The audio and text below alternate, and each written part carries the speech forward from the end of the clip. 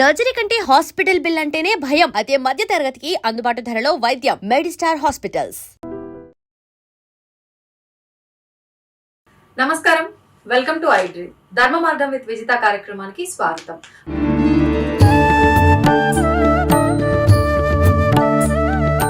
ప్రస్తుతం మనతో పాటు ఉన్నారు ప్రముఖ ఆధ్యాత్మికవేత్త, పూర్వపు యాదగిరిగుట్ట అర్చకులు, రిటైర్డ్ ఆంధ్ర ఉపన్యాసకులు డాక్టర్ సందుగుల కృష్ణమాచార్యులు గారు. ఇప్పుడు వారితో మాట్లాడి మరిన్ని మంచి మంచి విషయాలు తెలుసుకునే ప్రయత్నం చేద్దాం. నమస్కారం అండి. ఇప్పుడు సాయిబాబాను ఎక్కువగా ఆరాధించే వాళ్ళు ఉన్నారు, కానీ సాయిబాబా దేవుడే కాదు ఆరాధించకూడదు అని కొంతమంది. మరి అసలు ఎవరు నిజమైన గురువు? మనం ఆ రోజున ఎవరిని ఆరాధించాలి? అందరు గురువులే, లోకమే గురుత్వం. విన్నారా? మంచి ఎక్కడున్నా అక్కడ గురువే. ఒక్క ఉదాహరణ చెప్తాను. గురువు లఘువు ఛందస్సు లోపల వస్తుంది, పాఠాలలో ఛందస్సు. గురువు గురువే, లఘువు లఘువే. కనుక గురువులు ఉత్తమమైన గురువులు. సాయిబాబా కానీ ఎవ్వరే కానీ లోకానికి హితం చేసి మంచి చేస్తే గురువే. విన్నారా?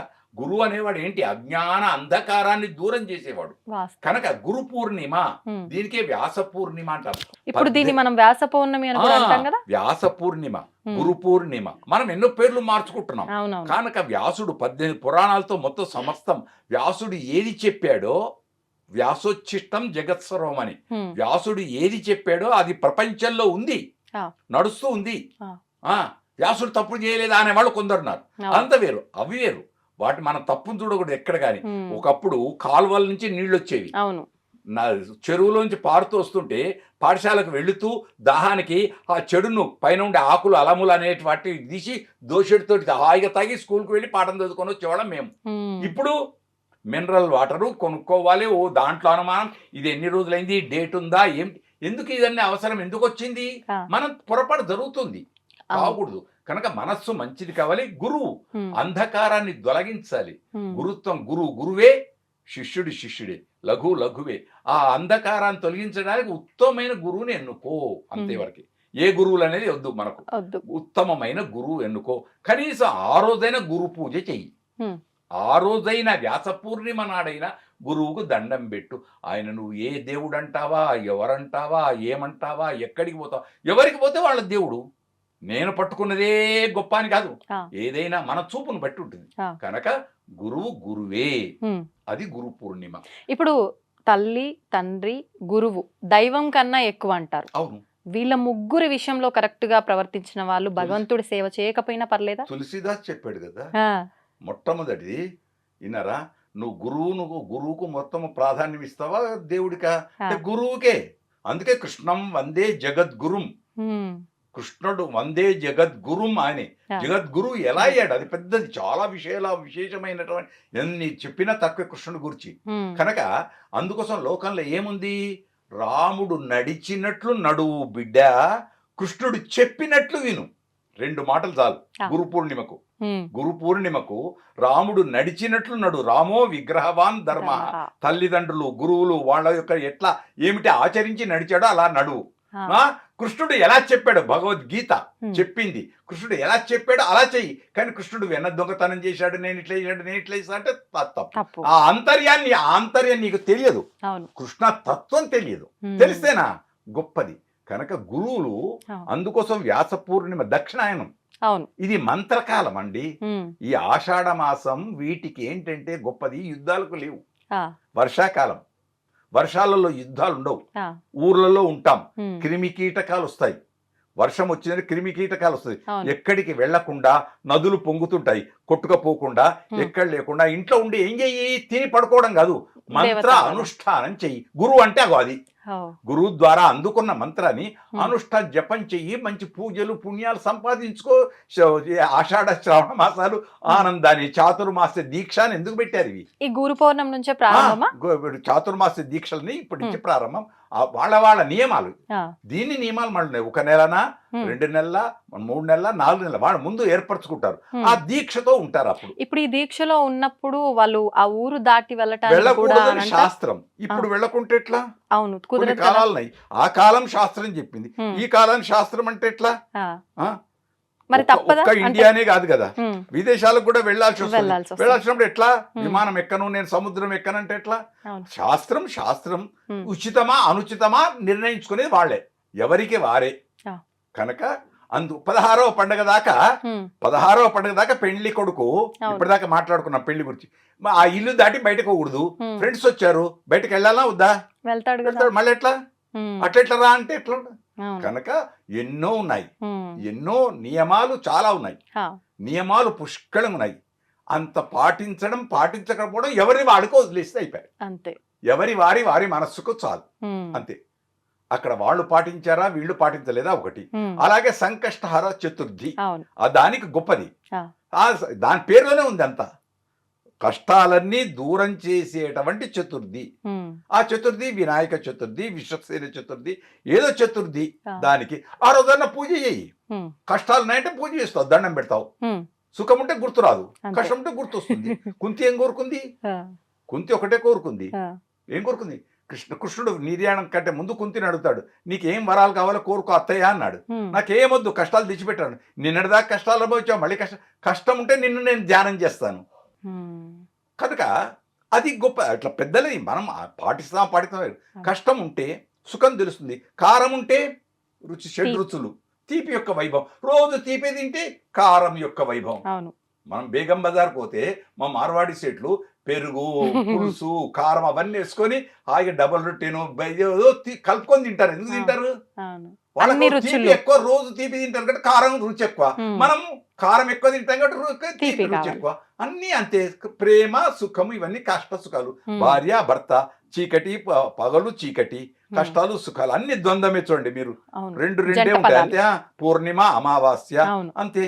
ఉమ్, కనుక ఇవి మనం చేసుకుంది. సంకష్టహర చతుర్థి నాడు కొద్ది ప్రార్థన చేసుకుని అభిషేకము ఏవో చేసేస్తే పుణ్య ఫలం. ఇప్పుడు ఈ సంకష్టహర చతుర్థి కూడా కొంతమంది వాళ్ళకి అనిపించినప్పుడే ఇబ్బంది చేసుకోవడం, కొంతమంది 21 వారాల పాటు అంటారు. ఆ నియమాలు అసలు ఎలా అండి అది? ఎలా అని లేదు. ఉమ్. నువ్వు చేస్తే ఏమొస్తుంది, చెయ్యకుంటే ఏమొస్తుంది. శాస్త్రాలు పెరుగుతున్నాయి, చెప్పేవాళ్ళు పెరుగుతున్నారు. ఓ ఎక్కడెక్కడికో పోతున్నారు. పోతుంది. ఇన్ని వారాలు చెయ్యి, ఇన్ని ప్రదక్షిణాలు చెయ్యి, ఇది చెయ్యి, అది చెయ్యి, ఇది ఉమ్. చేస్తే ఈ అన్ని అనుమానం వద్దు. నీ మనస వాచ కర్మణ నీ ఇంట్లో నువ్వు చేసుకుంటే చాలు. ఉమ్, నీ ఇంట్లో నువ్వు చేసుకుంటే చాలు. ఆ. బయట 1000 మందికి అన్నదానం చేసే బదులు నీ ఇంట్లో ఉన్న 2 తల్లిదండ్రులకు మంచి అన్నం పెడితే చాలు. ఉమ్, మళ్ళీ అన్నదానం చేద్దా అని నన్ను అనొద్దు. అదే ఇదే. అంటే దీన్ని ఈ రకంగా అర్థం అది చేసుకోవచ్చు. షో పుట్టప్ కాకూడదు. అదే ఆ. బయట కోసం అక్కడ ఏదో పెట్టేసి నేను గొప్ప కోసం. గొప్ప కోసం కాకూడదు. అంటే ఇంట్లో పస్తులు పెట్టే వాళ్ళు చాలా మంది ఉన్నారు తల్లిదండ్రులు. వద్దు. మీరు అన్న ఉద్దేశం వద్దు. అది. అది వద్దు. ఉమ్, అంతవరకు దేవుని గుడికి వెళ్ళి 50 సార్లు దండం పెడతా, ఇంట్లో మాత్రం హాయ్ డాడీ అని వెళ్ళిపోతా. నాన్నగారండి అని ఒకసారి నమస్కారం చేస్తే తల్లు తండ్రి పెట్టించుకోడు. అవును. ఎన్నడైనా తండ్రిని కాళ్ళు ఇలా అనేవాళ్ళు ఉన్నారా? ఉన్నారు. తక్కువ. తక్కువ. ఉమ్, కాళ్ళ నొప్పులు తండ్రికి ఉమ్, వచ్చిన తర్వాత వీళ్ళ కాళ్ళు ఒత్తుతూ ఉంటే, ఉమ్, బిడ్డ నీకోసం మీ భార్య చూస్తుందిరా, వెళ్ళరా, లోపలికి వెళ్ళరా అని తండ్రే పంపిస్తాడు. ఉమ్, కోడలు అత్తయ్య కాళ్ళు ఒత్తుతూ ఉంటే, ఉమ్. ఎందుకమ్మా మీ ఆయన దగ్గర పో, ఎందుకు వస్తున్నావు, మేమిద్దరం హాయిగా ఉంటాం, నువ్వు వెళ్ళిపో అని అత్తనే అంటుంది. కానీ అంటున్నారా? లేదు. ఇంట్లో తల్లిదండ్రికే లేదు. ఇక అత్త మామలకు ఎక్కడ? అంటే ఒకటంట, మీరు కోప్పడద్దు. చెప్పండి. అత్తలు అలా లేరు, కోడళ్ళు అలా లేరు. అన్నిట్లలో 2 రకాలుగా కూడా. ఇప్పటిదాకా ఇంకా మీరు అర్థం కాదు. నేను చెప్పాను కదా, శిష్యులు అట్లా లేరు, గురువులు అట్లా లేరు. గురువు శిష్య సంబంధం పోయింది, భార్యాభర్త సంబంధం పోయింది, అత్తామామ సంబంధం పోయింది. అన్ని సంబంధాలు కుటుంబ వ్యవస్థనే విచ్ఛిన్నం అయిపోయింది. కుటుంబ వ్యవస్థ అంటే మళ్ళీ అన్ని ఉమ్, ఎన్ని మన మీడియా ఉంది, ఇక్కడ ఉద్యోగులు అందరు, అధికారులు అందరూ, ఇదొక మరి కుటుంబం. ఇదొక కుటుంబం, దేశం ఒక కుటుంబం, ముఖ్యమంత్రికి రాష్ట్రం ఒక కుటుంబం, అవును. దేశానికి దేశం ఒక కుటుంబం. ఉమ్. అందరూ బాగుంటే నిత్య కళ్యాణం పచ్చతోరణం. తోరణం. కాబట్టి ఇది నా కుటుంబం, నా కొరకు అనుకుంటే చాలు. అవును. కాబట్టి ఈ రియల్ ఎస్టేట్ వ్యాపారాలు ఉండవు, ఉమ్, మంత్రులు ఇంతులు వీళ్ళందరికీ ఇవి ఉండవు, ఇవన్నీ ఉండవు. మళ్ళీ ఇప్పుడు ఎందుకో వచ్చింది, ఆ, ఇవన్నీ ఉండవు. కానీ ఈ దేశానికి నేనేం చేసినా ఉమ్, అని ఉండాలి. కానీ ఈ దేశం నాకేమి ఇచ్చిందని ఉండదు. ఉండకూడదు.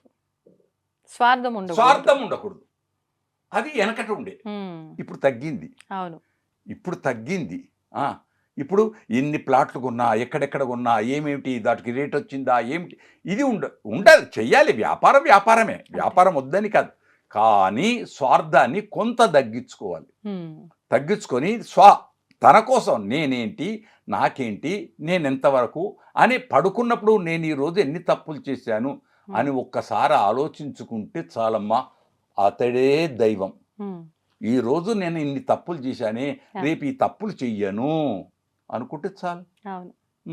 ఇంకేం కావాలి, దేశమే సుభిక్షం, అంతే. అంటే ఒకటి ఇప్పుడు నేను ఈ క్షణంలో ఏదైనా చేసినప్పుడు నాకు తప్పు అనిపించి నేను అరే ఇలా చేయకూడదు అని నాకు అనిపించినంత మాత్రాన సరిపోదు, మళ్ళీ ఇంకొక తప్పు చేయకుండా ఉండటమే అని అంటుంటారు కదా, దీన్ని ఎలా తీసుకోవచ్చు? అన్నిట్లో తీసుకోవచ్చు. విన్నారా, తప్పులు ఎన్నువారు తండోపతండంబులు. కనుక ఎన్నెన్నో తప్పులు చూసేవాళ్ళు ఉంటారు, తన తప్పులు ఎరగరు. కనుక తన తప్పును తాను తెలుసుకుంటే అంతకంటే గొప్ప ధర్మము లేదు. తన తప్పు తాను తెలుసుకుంటే మళ్ళా తప్పు చేయడు. నేను ఒక్క మాట ఆధునికంగా అంట, ఇది లోకానికి మంచిదో కాదో తెలియదు. నేను కాలేజీకి పోతున్నా, కాలేజీకి పోయేటప్పుడు నేను పక్కకుండే ఎవరో స్టూడెంట్స్కు, లేడీస్కు ఇలా చెయ్యి ఊపిన అనుకోండి, చెయ్యి ఊపిన, ఒరే నేను చెయ్యి ఊపినరా, అక్కడ ఆమె అందకత్తే కనపడదిరా, నేను చెయ్యి ఊపిన అని ఫ్రెండ్స్తో చెప్పుకున్నాడు, బాగుంది. ఆ తర్వాత 10 ఏళ్లకు పెళ్ళయింది, ఆ భార్యకు ఇంకొకడో చెయ్యి ఊపితే అమ్మా అప్పుడు నా భార్యకు నువ్వు ఊపుతావా చెయ్యి, నువ్వు ఎట్లా ఊపినావురా, అది తప్పు. ఈ జ్ఞానం ఉండాలి. ఎప్పటి నుంచి? అందుకోసం ప్రహ్లాదుడు, ఈ ప్రహ్లాదుడి చరిత్రలో పోతన్న ఇంతిచ్చాడండి. కనుదోయికి అన్య కాంతలడ్డంబైన మాతృభావన చేసి మరలు వాడు. ఎవరైనా తన కంటికి ఇతర స్త్రీలు కనపడితే తల్లిగా చూసి బయటకు వెళ్ళేవాడు. అలా ఉన్నారా? లేరు, ఏమో కాదు, అంతవరకు అలా ఉండుంటే ఇప్పుడు సమాజం ఇలా ఎందుకు తయారై ఉన్నారు. ఇంకా కొద్దిగా వర్షాలు పడుతున్నాయి, ఇంకా అక్కడక్కడ ఉన్నారు కొద్దిగా ధర్మాత్ములు చాలా మంది ఉన్నారు. అంటే కలియుగ ప్రారంభం కాబట్టి ఉన్నారేమో.